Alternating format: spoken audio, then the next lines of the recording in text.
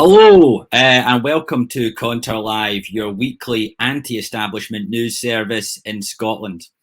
Sadly, Cat Boyd cannot be with you this week, so you're going to have an entirely inadequate replacement in the shape of me, James Foley. Before I forget, if you like Conter's content, please remember to like, subscribe, and if you're feeling extra generous this month, please do help keep anti-establishment news alive in Scotland by giving Conter a regular monthly donation.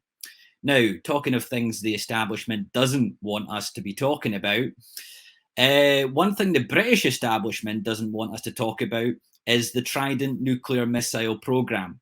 But three things that are happening together this month are conspiring to put it right at the top of popular consciousness.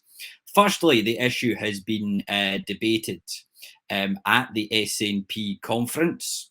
Secondly, NATO has got its arse kicked, proverbially speaking, in Afghanistan.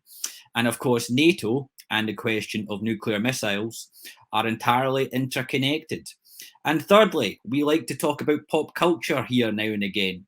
And one of the top billed shows of the BBC this summer has featured a Trident nuclear submarine as its setting.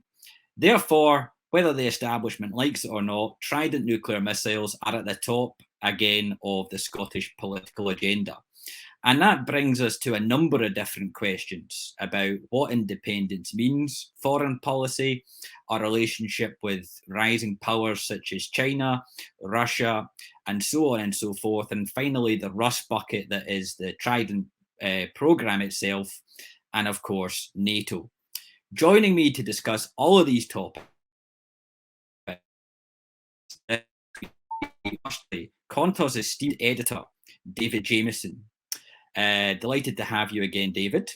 And secondly, a leading anti-war, pro-independence, anti-racism campaigner and a regular contributor to the Scottish press, Jonathon Shafi.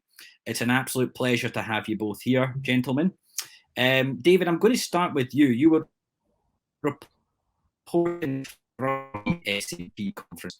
Could you just give us a little bit of background as to the Trident debate that was supposed to emerge there and how it actually panned out in practice?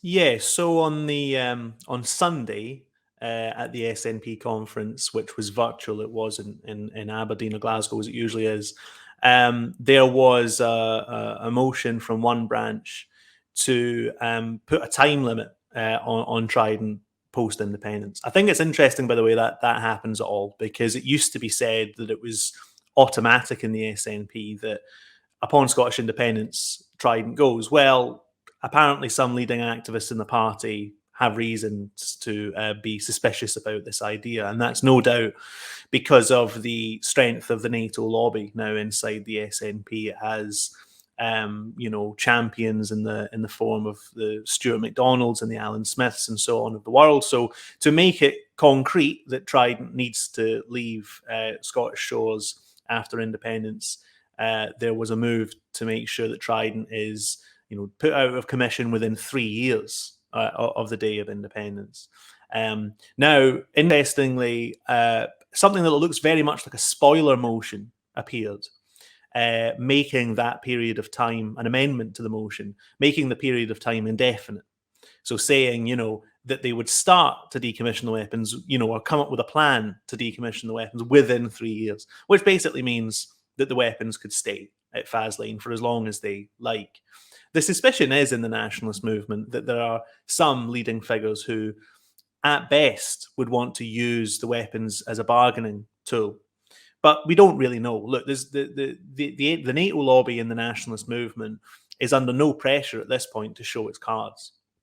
Could it be that some of them ultimately think, look, Trident's a price worth paying, especially if other people are paying for it, especially if you could get some kind of deal with NATO about its upkeep, to prove to the world system that we're very much still Team NATO, Team West, all this kind of stuff. But there's an enormous shade of different alternatives that could take the place of not disarming outright. I mean, obviously, I think that the weapons should just be decommissioned. I think they should just be handed over to Hans Blix or whoever now has his brief. I doubt that is what is on the mind of leaders in the Scottish National Party. But in any case, the resolution passed. The spoiling amendment, that's what it looked like to me, was removed under circumstances that no one's entirely clear about. So, part of me feels, maybe this is wrong because I don't know the circumstances. Part of me feels that whoever is pushing an argument inside the party about NATO and Trident just thought, why bring it out into the open now? There's no need. There's no need to have this argument. But it's interesting. It's interesting that inside the party of government, there is already a debate about Trident and what happens with it. Thanks, David. Jonathan, just to come on to you, I mean, you're well associated with the independence movement.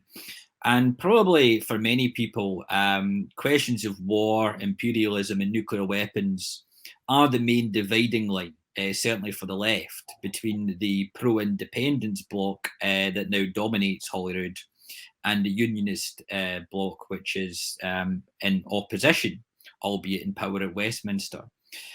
How firm do you think the boundaries between these two blocs on foreign policy are today? And do you think that there's reasons for worry, or have events at the SNP conference strengthened your support for independence? Well, the SNP conference is useful for one thing, which is as a barometer of where a part of the SNP membership are on any given subject. But in terms of policy issues that are discussed and voted on coming to pass, that's a different story. For example, you can look at the question of a public energy company, which you would have to say is a far less radical, though still worthy cause than removing Trident from Scotland. Given the geopolitical consequences that would have. Stuart MacDonald, who's the defence spokesperson, and Alan Smith, both MPs in the SNP Westminster group, wrote an article quite recently about NATO and about independence and NATO. And their whole promise, in their own words, was that they would offer no surprises to the nuclear club. And I'm sure it won't come to a surprise to them, though it's something that they don't talk about. But the idea that Scotland, which is hosting Trident, could easily join NATO at the same time as removing the nuclear weapons from Faslane, to me is one of the extremely difficult in the extreme. You put it like that. I would go as far as to say that given the centrality of Trident and the other nuclear assets within NATO, given how central they are to the overarching strategy of NATO, given the recent announcement about the trilateral pact between the United States, the UK and Australia, which involves the exchange of nuclear technologies, then I don't think that will come to pass. So yeah, I think there is a convergence at the centre of these issues between the SNP leadership and Westminster. But at the same time, I think the base of the SNP, the mass of the independence movement, and in fact, the majority of Scots want rid of Trident. And to me, the best way that we can achieve that remains through independence. But that means confronting the lobby within the SNP, which is more sympathetic towards NATO and more sympathetic towards being a reliable partner of Western power in general. One of the arguments that might be made, of course, to play devil's advocate, is that, of course, there is potentially a public majority, certainly, for the removal of Trident. However, if you look at opinion polls on NATO, it tends to be the case that there's a significant majority in favour of an independent Scotland being in NATO after independence. So how do you think that the SNP or Greens or anyone else leading in the independence movement should try and balance these two different factors? I'll put that to David. I think something that's always worth bearing in mind with opinion polls like this, and maybe this is in danger of sounding a bit elitist, but I think it's true.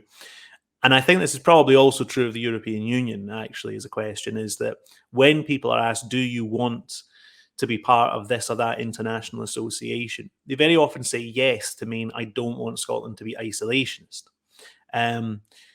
without really understanding what those institutions are or what they do. I mean, I suspect that most people didn't know, for example, that NATO was in charge of the occupation, the 20-year occupation of Afghanistan. That will not be a thing that is widely known. They won't know that it was NATO that bombed Libya. They won't know the true record of NATO's campaign in the former Yugoslavia. All this kind of stuff, right? I mean, it's not surprising that people don't know this stuff because it's not really reported on the news. When was the last time you had a news segment about Libya? You know what I mean? It's not stuff that's made public knowledge, and that's how NATO and its supporters, people like MacDonald and Smith, like it. They think this stuff's for the adults. The adults discuss this stuff. The children get in the general public get other issues. I mean, in theory, the SNP, of course, had its famous reconciliation in 2012 with NATO. Under Alex Salmond, it must be said, not Nicola Sturgeon, given that we've just had the two-party conferences in the kind of split nationalist camp at this point. The leadership of both parts of that split supported this reconciliation.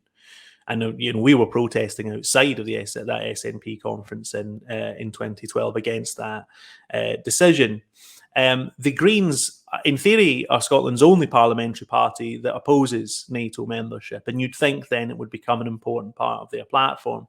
It hasn't. I mean, during the entire Afghanistan saga, there wasn't a peep about NATO out of the Greens. There wasn't a peep about the forces actually involved in that occupation and what they had and hadn't achieved. All of that disappeared in the fog of a kind of humanitarian rhetoric, which is very easy for politicians to disappear into.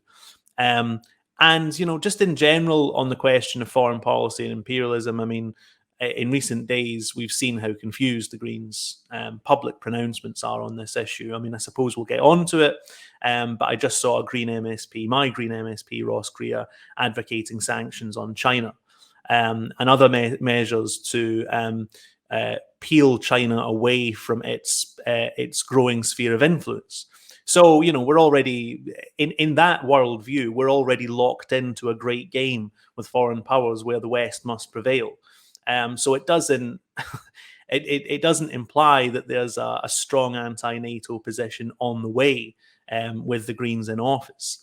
So I think it falls to forces outside of the government, both to raise awareness about what NATO really is. It's not just some lovely humanitarian pact between like-minded Western powers. It's an actual literal fighting force that has committed atrocious crimes around the world, and which will continue to draw us into conflict with other countries. So I think that's really a job for those of us who are outside government to raise awareness and to create a politics of opposition to that. What you've highlighted, though, is that there is probably a lot of people who don't quite know what NATO is about, and that might be playing into some of the stronger levels of public support for NATO. And what people tend to know about NATO is that its superficial description is a sort of pact of mutual defence. And many people possibly can't quite see what would be wrong with having a pact of mutual defence for Scotland, particularly, potentially being quite an isolated country and so on. That at least is how the argument is likely to run. I'm going to ask you, Jonathan, like when the SNP says we can reconcile the advantages of belonging to NATO with also the advantage of being able to rid Scotland of nuclear weapons, what is your objection specifically to that claim, and what would you say to those who continue to support that point of view? Well, as I said in my previous kind of answer, I actually don't think that's a viable possibility. I mean, I think the idea that you can be a member of NATO without having nuclear weapons, you can cite a number of examples. It's very difficult, though, to cite examples of countries who have nuclear weapons existing within their territory then joining NATO after they get rid of them. I think that's a completely different perspective, and therefore I think to ensure that Scotland becomes Trident free, then the position on NATO has to be one of opposition, that we don't become members of NATO. That's not to say, by the way, that we don't engage in international politics and international organisations. There are other options. There are other mechanisms that can be used for that. But again, this should be put, I think, as part of the package of questions that form the nature of an independent Scotland after any yes vote, however long in the future that is away. That should have some democratic input. Do the people of Scotland want Scotland to be part of NATO? Well, there should be a debate. There should be an informed debate. As David says, there's a lot of misinformation and under-education about the reality of NATO, just as there is, in my opinion, about the European Union, to which there should also be democratic input about Scotland's relations with that organisation. So I think there is a real contradiction between NATO membership and getting rid of Trident. I think that the pressures will be enormous, and I think that any successful attempt to remove Trident from Scotland has to come as part of a package of measures which recalibrate Scotland in terms of its foreign policy in a completely different manner than that which has failed over the last 20 years. The establishment, for example, that ran the war on terror. Can I just jump in here with a point about NATO's uses as a defensive pact? I mean, as I said, look, warfare in the modern world is overwhelmingly projected from the wealthy centres of power of the system into the much poorer areas of the world, right? I mean, that's what Afghanistan is, right? The North Atlantic Treaty Organization was in the middle of Asia, in the poorest country in the world, right? Obviously nothing to do with defence. But you sometimes hear arguments from the NATO lobby and the SNP that there are two principal domestic threats in our neighbourhood. One is that at some point in the coming century, and this is in some senses a process which is already underway, our neighbourhood, the North Atlantic, our bit of the North Atlantic, is going to potentially become a source of heightened competition between Russia and the West, as climatic changes mean that there's more room for manoeuvre or something in this part of the world. Well, if that happens, Scotland does not want to be a party to some ridiculous arms race in this part of the world as, you know, the ice sheets recede and all this kind of stuff. We want to take a position where we say, you know, this kind of imperial posturing is not the way we want our part of the world to be organized. There was once in this world, you know, for all its limitations, a non-aligned movement. And that was at the height of the Cold War, when the conflict between great powers was more equal, at least, than it is today. You know, there was the threat of nuclear war and all this kind of stuff. Even then, when the world system was much more sharply divided between two poles, some countries still found a way to mark out a niche and say, no, we want to follow our own path against conflict, for development, and so on. So it's not impossible to take a third position and to impose that kind of imperial rivalry and not to be drawn in by your own domestic elites and your own side's, you know, power block. The second point is that the other great threat, apparently, to Scottish society is, you know, mostly kind of digital, you know, fake news, Huawei, you know, the psychological and ideological influence apparently on Scottish society from Russia, the evidence for which, you know, is always being talked about but never produced, right? Well, this is another area in which we do not want NATO and the Pentagon and Western, internal security forces deciding what information we consume, deciding what the parameters of our democratic discussion are. So we're already being told, basically, that this alignment with Western power isn't just going to drag us into foreign wars, it's also going to have domestic implications for our society and for our democracy. And we should say, no, we reject that. We want independence. We want an independent democratic sphere. We want an independent polity. We want an independent geostrategy, which is, about the interests of the majority of people in our society. And if that can happen at the height of the Cold War, there's absolutely no reason it can't happen in what is still a unipolar system. What is at stake for the British state? Maybe we could return to that a little bit before we move on. What is it at stake for the British in all of this? I mean, clearly there have been some shifts in terms of how the British state is approaching it. They seem to be moving a little bit from the sort of complete resistance to any removal of Trident to perhaps considering some types of alternatives that might have to take place in the event of independence. So what historically is so important about this system for the British state? I'll put that to Jonathan.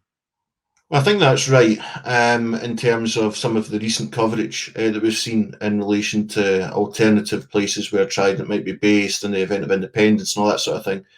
But I do think that, you know, there's reading the news and there's reading the news, and that's one representation that you might come to, a perspective you might come to.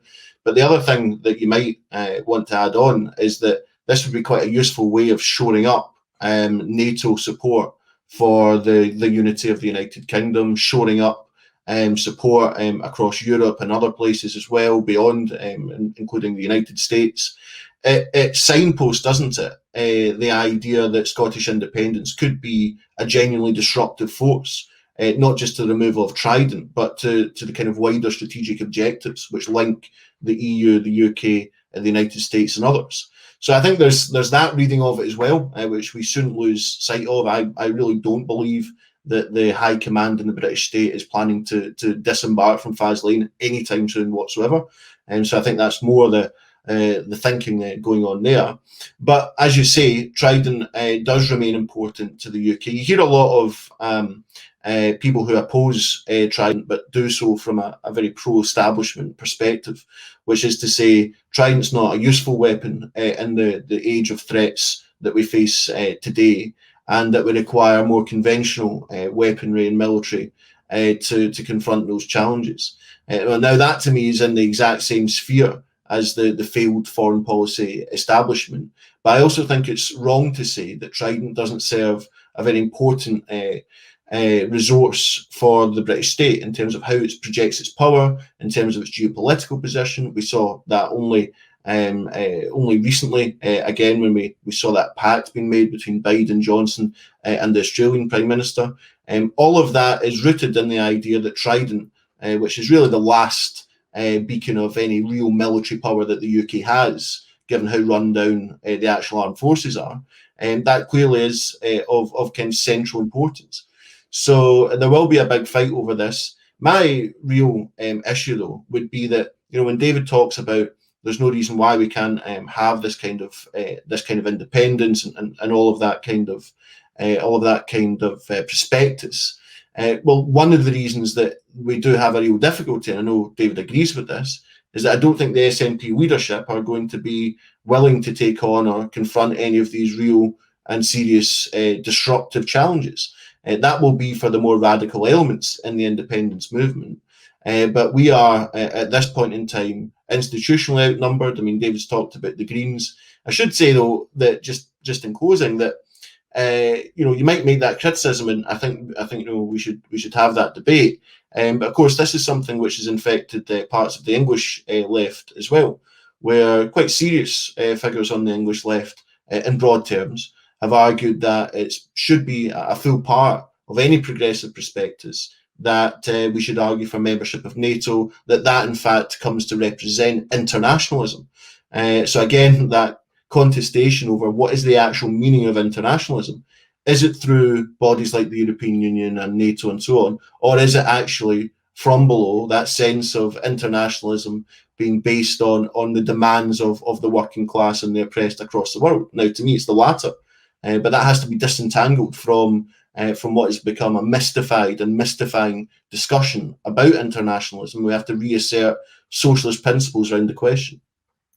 Okay, so there might be, undoubtedly, there is a sort of confusion going on here between internationalism as it was traditionally constituted in socialist movements and the sort of like cosmopolitan, humanitarian, armed wing of Oxfam type approach that we've seen in recent decades. And yet, is there also maybe a lack of clarity here from the socialist left in terms of what their aspirations are for an independent Scotland? Is it complete demilitarisation and having no defence functions for Scotland that we're aiming towards? Is that the best mechanism for achieving a true internationalism? What do we see for the military in a Scottish state for the future, David? Yeah, I think that's it's not the easiest question to answer, and perhaps not the person with the expertise to answer it. But I think it would begin with what I discussed, right? A de facto position of independence in the international scene, or an attempt to achieve that. It's always a difficult thing to achieve, but that being the principle that there are no wider pacts with power which come before the interests of the masses of ordinary people who live actually in this country. And look, every act of sort of Western aggression in the last 30 or 40 years has not been in the interests of ordinary people living in the West. It's, you know, it's the blood of people who were born often in some of the poorest communities in Scotland that was shed in that 20-year occupation of Afghanistan. Not a single interest of the people who live in this country was served by that, not one. Our money was spent there, as we found out, astronomical sums of money, gigantic sums of money, spent on a totally, I mean, we say failed endeavor. Its objective was the occupation that lasted for 20 years and caused nothing but suffering. That was the objective. So that's the starting point. As for, you know, what do you do in terms of in terms of like an armed forces or security within society? I mean, I wouldn't necessarily be against some kind of like civic contingency force. Like, you need a body of people to deal with things like, you know, the climate emergency, to deal with things like a pandemic, as we found out. There's nothing wrong with having a body of people who are in a position to deal with emergency situations. But, you know, like actually having well, apart from anything else, nuclear weapons. And let's not forget, Trident is forever at sea. If people forgot about this, they can watch that Vigil program. Forever at sea, secretly deploying nuclear weapons that can destroy human civilization as we know it. There is literally no reason whatsoever to have that kind of destructive capacity permanently deployed off the shores of Scotland. There's no use for Scottish people at all in having a large, highly, you know, well armed with tanks and helicopters and cruise missiles and drones and all that kind of stuff, force that can be deployed in the middle of Asia to blow up shepherds and farmers and stuff like that. I mean, an armed force of that kind, it literally serves no purpose for us, for the ordinary people who live here. Besides that, you know, we can discuss security. There's always going to be security issues of a kind. And I mentioned, you know, the kind of digital space earlier. We forget how much organized crime there is in the internet. So you're always going to have to police that area in some fashion or other. But it would just be so radically different from the kind of military infrastructure that we have today. Yeah, if I just make a quick point, James, just very quickly around that question. I think security needs to be redefined. That instead of it being a discussion about 45 minutes from being blown up by Saddam Hussein or whatever else propaganda you hear, it should be redefined around the question of climate change, around the question of pandemics and all these kinds of issues. They are actually the real security threats on a mass and global scale. If you look at how the army's been deployed recently in Scotland, it's to play a role in reinforcing ambulance services, for example.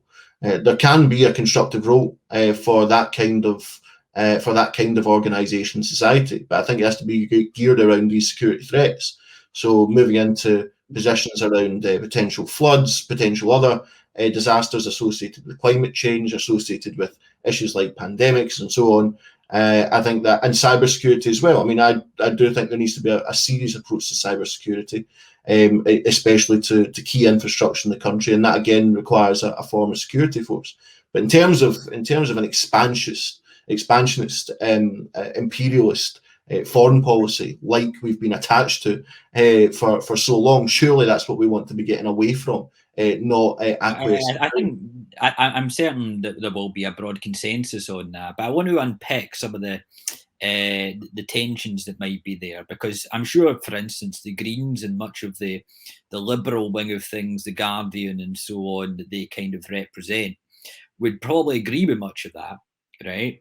But they would also possibly charge that perhaps the socialist left is being naive in relation to growing threats from Russia, China, and their illiberal politics and so on and so forth. And certainly they are making a lot of deal about that, which also applies to the centrist wing of the SNP, represented by Stuart McDonnell and so on.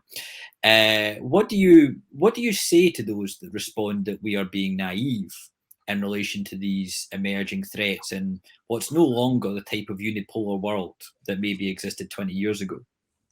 Well, I mean, I think you need to start with an analysis of what these totalitarianisms, as you hear them referred to, actually represent, right? So in the case of China, right, which is kind of in a different league now to Russia. In the case of China, and this is why you need to be careful about this Western pivot towards China. What does China actually do in the world system, in a world system dominated by the West? It's one of the kind of manufacturing centers of the world. The nexus, the economic nexus between China and America is so complete that you sometimes hear them referred to as Chimerica, as not really representing two separate systems, but one system. And we now live in a system where, in the warehouse of the world, you can't organize independent trade unions. In China, I'm talking about. You can't form independent political parties. You have curtailments on freedom of speech and protest and so on. Now, this is necessary in a system where wages are being kept artificially low to supply cheap white goods to the Western consumer market, right? What we call the kind of democratic world and what liberal hawks call this sort of the totalitarian world, or the one-party state that's looming ahead of us, are both parts of the same system. They don't work without each other. Without the Western market, the Chinese dictatorship doesn't work. Without the Chinese dictatorship, the Western liberal democracy doesn't work. Let's bear that in mind. Let's bear in mind that the way the world system is actually structured between its strongest pole and its kind of subsidiary poles, that's the basis on which this dictatorship is developed, on the basis of imperialism. That's the first thing to say. The second thing to say is, in the 20th century, what actually defeated totalitarianism? And let's bear in mind, right, we are a long, long way from sort of robotic, kind of stereotyped Asiatic Chinese soldiers charging all over the world and setting up simulacrums of the Chinese government, right? We are nowhere near that kind of world. But when in the 20th century, there was a really serious threat, for example, from European fascism, of European domination, it wasn't generals in NATO and clever military build-ups that saved that situation. In fact, the military build-up singularly failed to stop the advent both of those regimes and their near successful attempt to take over continental Europe. What defeated totalitarianism was the efforts of tens of millions of ordinary working class people, not necessarily organized by states, but even where they were organized by states, they went into those wars willingly and with a degree of popular mobilization to prevent the success of those forces. Now, I don't want to sort of dip back into that because, people always use this now, that the 20th century looms large in contemporary discussions. China is not Nazi Germany. It doesn't have that kind of reach. It doesn't represent at this point, a threat, even anything remotely like that. We still live in a world dominated by an American power, which, as I say, is the fundamental prerequisite for the rise of some of the kind of anti-democratic forms which are emerging in the world. And that broader context needs to be kept in mind here. Of course, there are substantial sections of the liberal left for whom everything is Nazi Germany these days, as you kind of hint, but not to defend the Green Party prospectus and so on. But you've mentioned their peculiar silence over the complete collapse of the experiment that went on in Afghanistan.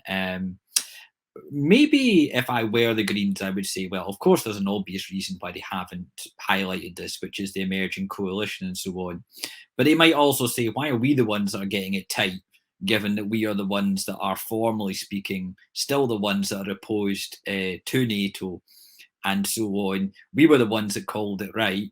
Okay, we've been a bit silent on it, but at least we're still in favour of all the nice humanitarian measures for the refugees and so on. So what reasons are there to be critical of the Greens in relation to foreign policy, Jonathan? Yeah, I mean, I think if you look at it in the main, I mean, the Greens were a key part of opposing the wars in Iraq and Afghanistan. I think the Scottish Greens in particular have had a very good and principled position around the question of Palestine, for example. Often, by the way, putting their heads above the parapet when it was difficult to do so. So I think we need a level of balance here.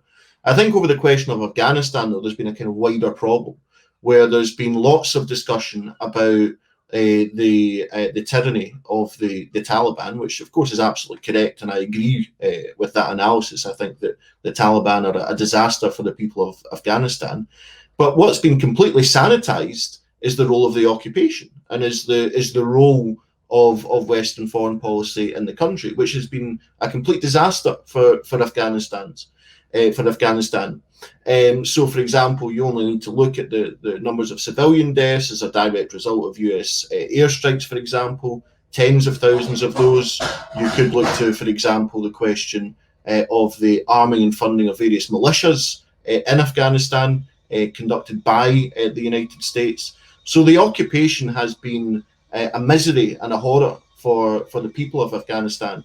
And that's the issue that has been almost sanitized, has received no coverage. There is very little said about it. We have to ask the question of why that is. So if you're looking at an appraisal of Afghanistan and you don't mention those issues, you don't mention that the root of the issue here is imperialism, is American military power and the occupation, then you can come to a conclusion which says, well, actually, it was better that the occupation was there, that maybe the war did have some progress that we might defend. Nicola Sturgeon said this in our conference speech to the SNP, that we need to do everything we can to defend the gains that were made in the last 20 years. But what gains are those? What gains are those for the tens of thousands of civilians lost their lives, the hundreds of thousands, and if not more, who have been displaced, for the women involved in all of those miseries, as I say, and also just to tack on to the end here, there's a kind of NGOization of the whole question. That yes, there were parts of Kabul, right, which had advances that took place, protected under various NGO structures and with a level of protection from the American military. But that is not Afghanistan.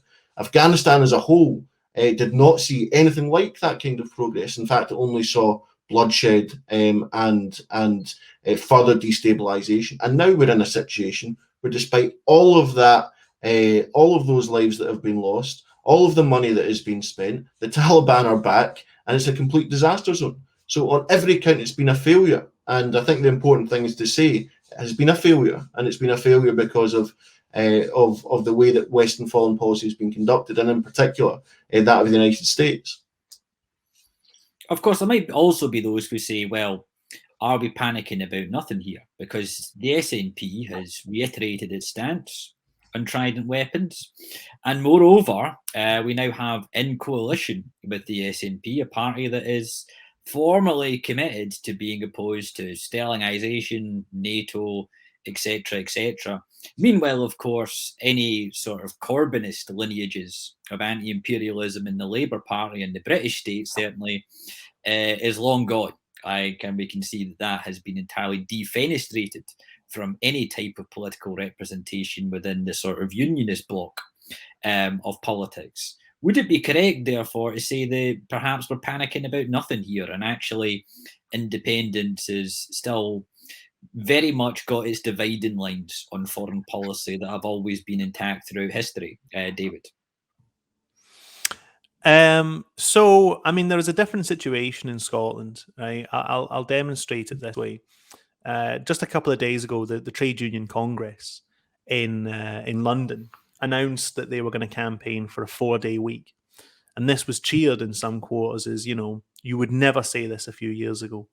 And I didn't want to kind of weigh on anyone's parade, but I did kind of want to say, listen, I live in one of those countries, and it's not just Scotland, which has a devolved government, and so there's a certain elasticity to promises that are made. It's also places like New Zealand, right? There's a kind of arc developing of centre-left governments who endlessly make utopian-sounding promises about things like 4-day weeks and universal basic incomes and well-being economies and this, that, and the next thing that never materialise. This is now a formal sort of type of liberal democracy where you make these very ultra-left sounding policy proposals every time an election comes round.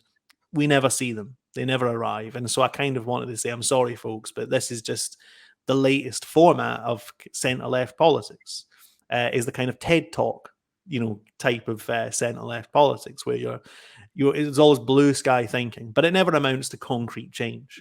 Jonathan, the Greens have entered a coalition with the SNP, and the putative promise behind this, at least for the activists, would be that it's a coalition for independence.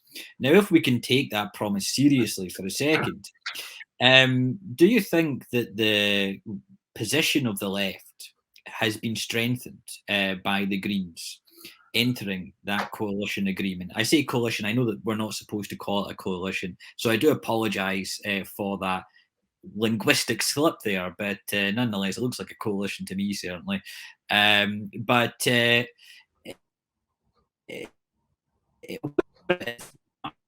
position being strengthened, particularly an issue of foreign policy, and particularly in relation to how independence is conceived and our vision and roadmap of what independence is about? Well, I mean, look, I think quite highly, actually, of a lot of Greens, of a lot of Green members, and of a lot of what they've brought over recent years.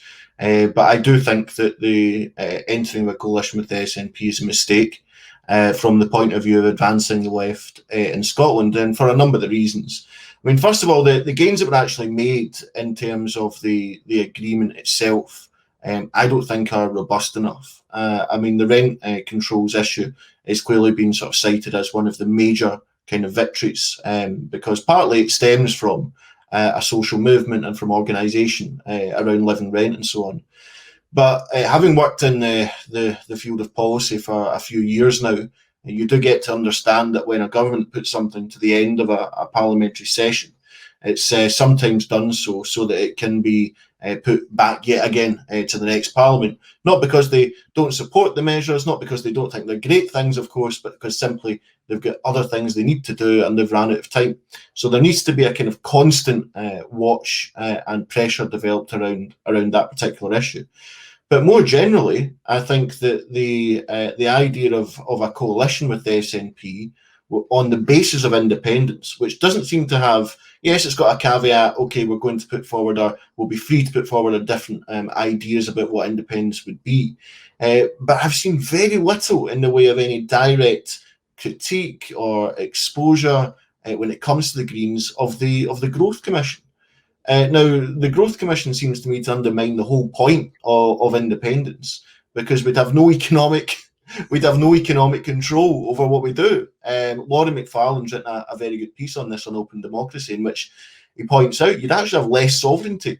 The people of Scotland might have less democratic input if they don't have economic control, but have got, in the style of a vassal state, the veneer of political control. So I don't think it advances it on the basis that actually an independent position, the ability to fight an independent position against these kinds of proposals has, I think, been undermined. And I think the logic of this kind of agreement will be towards de-radicalisation of the Greens rather than radicalisation of the Scottish government. I think that's how the institutions work. It's how they've always worked. And it's a key lesson I think the left needs to draw. At the same time, I think there's, I think that, it's worth engaging the discussion with the Greens on these kinds of tactical questions, and actually having a debate about them, and doing so in a way which it cultivates what the key pressure points for the left in Scotland are. I think they are the Growth Commission, they are the question of foreign policy and Trident, and they are working class demands like rent controls or trade unionism in Glasgow just now over the bins and cleansing, for example, right? These are three areas where we need to see an elevation of the politics. And right now we have paralysis. I mean, just lastly, very lastly, I do think that probably this adds to rather than detracts from the paralysis in Scottish politics. I think that it means that there's one less oppositional voice within the Scottish Parliament over key issues as they develop, and I think that's probably to the detriment overall for the left. As I say, I'm keen to engage with Greens, many of whom I respect and have worked with and want to work with in the future as well. Of course, I think that would go for all of us. David, I just want to pick up another side of this before we are coming towards the end of our time. But I guess there might be those on the unionist left who would agree with a lot of the critiques that have been put forward. That essentially much of what the coalition says, I say coalition again, I do apologise for the slip, but much of what the coalition and the Scottish left says about foreign policy is a lot of humanitarian rhetoric that doesn't really amount to much, which also could apply to a lot of the domestic policies of Holyrood, as we're all familiar with, from the attainment challenges to drugs deaths to most areas, to be honest, of the domestic agenda. And obviously right now being in Westminster excuses some of those issues. But it might be the case to say that if Scotland were to become independent and had to negotiate seriously with Westminster and with all the geopolitical interests of the world, that much of the nice rhetoric around Trident and so on would disappear. Under those circumstances, why are we supporting independence? Does independence still matter, and can it make a real difference? Well, I mean, the easy answer, I suppose, is to say, what are the alternatives, right? So this twilight of this kind of twilight democracy, right, that we have under devolution right now. I mean, I think we need to be much more upfront in saying that the problem is not just being in the British state; the problem is also devolution, right? I mean, obviously, lots of people see devolution as a stepping stone towards independence, and historically, that argument won out in the nationalist movement in particular. But we are trapped in devolution, and it gives rise to this kind of fantastical politics that I talk about, where people endlessly make promises that they have no intention of fulfilling. And you can do that partly because you have this buffer, and you can blame things on the state.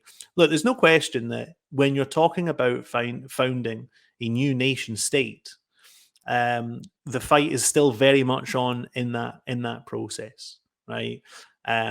Do I expect that, left to their own devices, a new ruling establishment would grow up in an independent Scottish state? It's already half formed. We're already looking at it, right? Which would simply abandon all of the mood music about social justice and peace and progress and all this kind of stuff. There's no doubt in my mind whatsoever. I don't think that was ever a confusion on, well, our bit of the kind of pro-independence sort of socialist left anyway. There was never, I think, a major confusion that Scotland would be unique among the, all the nations of the earth in not being confronted by these problems. But I do think that this question confronts us at a key moment in history, where for the first time in decades, there are new questions about what does sovereignty mean? What does democracy mean? Why has democracy declined? Even as the kind of liberal parliamentary form of democratic politics is spread around the world, in its core countries, it has retreated. Mass engagement in politics and through formal institutions has collapsed, including in Scotland. I mean, if you live up here, you know it looks like a desert at times in terms of the institutional strength of Scottish democracy. How do we reassert the relationship between the democratic power of the people and the nation state? What does sovereignty mean, and so on? I think there's a huge challenge there. For the radical left, which is serious about change in society, about transformational change in society, there's a serious engagement that we need to make, that we're trying to make through Conter, with those issues. But there's no question for us that it's all to fight for. The other thing is, I mean, there's no going back.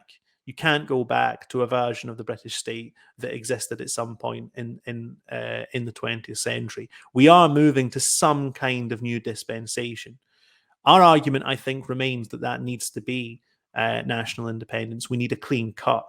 I don't like these ideas about some kind of managerial alternative, like a new federal arrangement, which will simply, to me, reproduce the power of this sort of devocratic new elite we've had in Scotland since 1999. We need to pose all those questions about democracy and sovereignty afresh. But for there to be a successful outcome on any level to that process, there needs to be a radical, a socialist left that has its eyes wide open. Yeah, and that's going to be my last point to Jonathan. Is clearly there's a lot of left cover nowadays for the Scottish government, ranging from the Green Party to much of the supposedly radical coalition from 2014 and much of the left commentariat in Scotland and in London as well. Do we need a left opposition poll? And if so, given that the left has retreated a lot to the things that it finds most comfortable, its comfort zone of sectarianism and fragmentation and so on, how do we actually build that? I mean, if I had the answer to that, James, I'd be doing something about it. I don't have the answer to that particular question as to the mechanics of how that kind of thing might happen. What I do, though, think is worth considering, right, is what can we not repeat about what we did in 2014? What has changed since then? That might give us some coordinates as to the way forward. What we can't do is simply slogan year for independence and mobilise activism in support of independence, because to do so would I think camouflage the real issues about sovereignty, about foreign policy, about economics, all of these big questions. And in that sense, we can't cheerlead for independence without having a firm view and opening up a debate about these big questions. Now, you can do that. I think actually lots of people in the independence movement and beyond are up for that discussion. But we have to be honest about what independence would mean under these terms. And what it would mean is less economic control, various forms of austerity, probably more reliance on privatisation and selling off assets because you don't have a central bank. Wouldn't be able to get into the European Union, but the SNP's position is that if and when that chance does come, it wouldn't be subject to a referendum.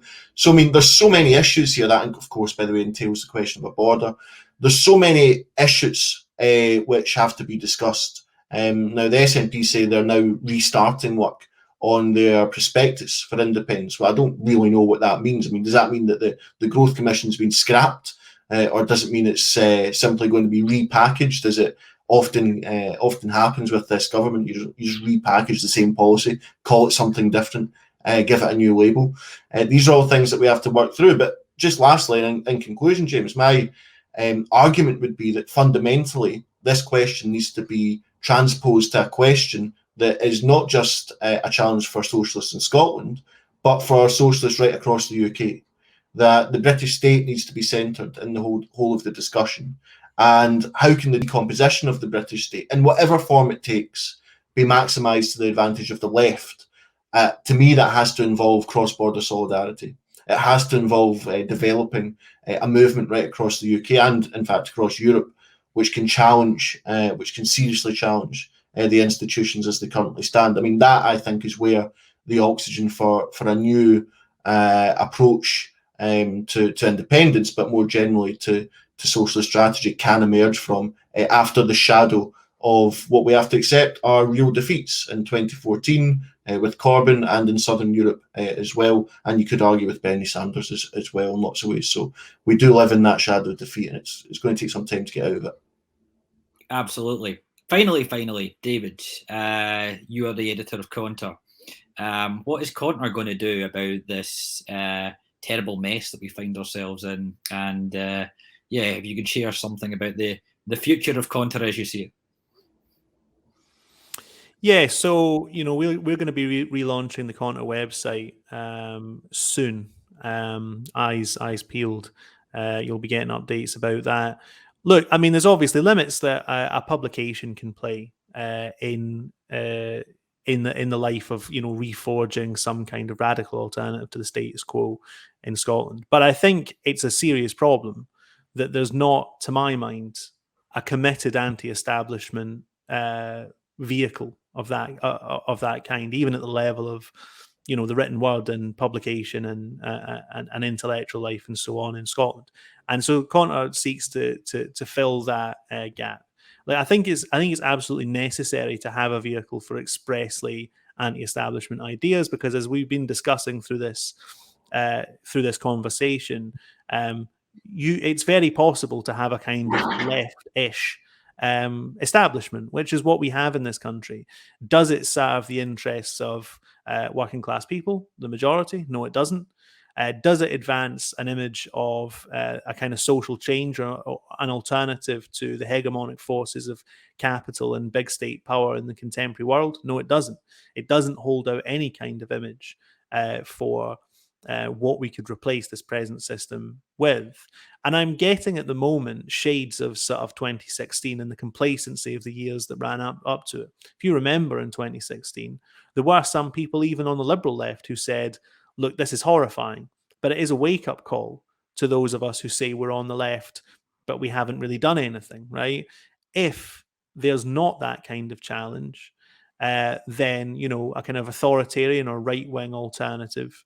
I mean, obviously I don't agree that Brexit represented this terrifying ogre coming over the hill as many people did. But the point remains that, challenges can come from elsewhere in society. Today in Scotland, I mean, I'm looking at a lot of complacency, a lot of extreme complacency. And what I don't want to hear in 3 or 4 years is, how did this all fall apart? Where did this reactionary social element come from? What's happening? What we have right now in Scotland does not satisfy basic human needs, right? It doesn't satisfy basic democratic needs. And we need a vehicle that says that. That's an essential component of reforging an alternative. I'm not saying that it's the only one or a central one or whatever, but it does need to happen. It does need to exist, and it does need to be funded.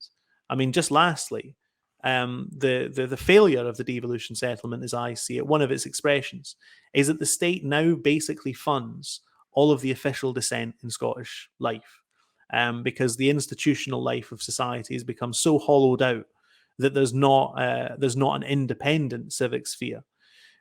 So it does require funding. It requires money. It requires people to write for it. It requires people to share videos like this and the other content that we put out. So if you can do any of those things to help Conter grow over the coming years, then please do so. Absolutely. Critical though we are of liberal humanitarianism, we do agree with Bob Geldof on one thing, which is give us your fucking money. Like, please, if you can, support Conter with a monthly donation, if you can afford it, of course. And also subscribe, do all those things I don't understand on social media, and help us grow an anti-establishment presence in the Scottish media scene. Next week, you'll be glad to hear Cat Boyd will be returning to the usual slot for ConterLIVE. We will be discussing, I believe, the legacy of the War on Terror and the disaster in more depth that has ensued in Afghanistan, and all the various things to do with foreign policy that are entailed in that discussion. So please do join us for that. I hope you have a great weekend, and we'll see you shortly.